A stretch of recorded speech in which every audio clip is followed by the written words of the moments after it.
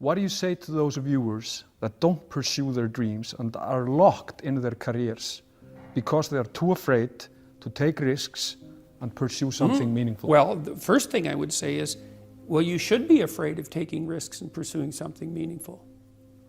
But you should be more afraid of staying where you are if it's making you miserable. It's like the first thing you want to do is dispense with the idea that you get to have any permanent security outside of your ability to contend and adapt. It's the same issue with children. It's like you're paying a price by sitting there being miserable. And you might say, well, the devil I know is better than the one I don't. It's like, don't be so sure of that. The clock is ticking. Yeah, and if you're miserable in your job now and you change nothing, in 5 years you'll be much more miserable and you'll be a lot older. But isn't it a luxury to pursue what is meaningful? Our viewers have mortgages, they have children, they have payments and loans. It's a luxury to pursue because we lack the resources. Well, I don't remember now, I'm not talking about what makes you happy. It's a luxury to pursue what makes you happy. It's a moral obligation to pursue what you find meaningful.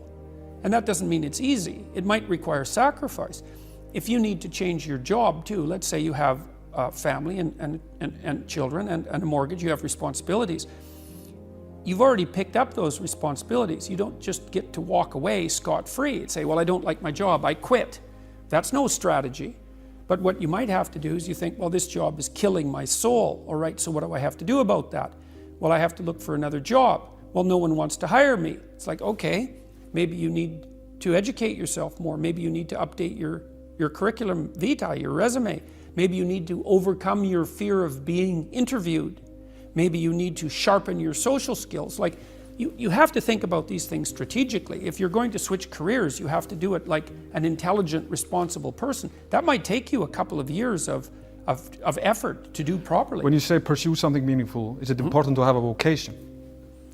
I think it's more important to have an ethos, an ethic.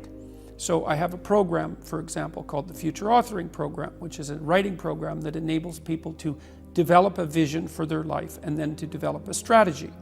And so it's based on the idea, imagine that, and it's an extension of the ideas in the book, or at least something along the same lines. The first thing that you want to do is figure out, imagine you were taking care of yourself, like you were someone you cared for, which is rule number 2, by the way, essentially. Then you should figure out, well, if you could have what you needed and wanted, what would it be? What sort of friends would you have? What would your family relationships look like? How would you conduct yourself with your children? How would you educate yourself? You need to think through how it is that your life could be properly arranged if you had that ability. And then you can aim at that. And the funny thing is that if you do posit a goal of that sort and work towards it, you will move towards it. The goal will change because you'll learn things along the way. But I mean, I've dealt with hundreds of people in my clinical and consulting practice, and we set a goal, we develop a vision and work towards it, and things inevitably get better for people.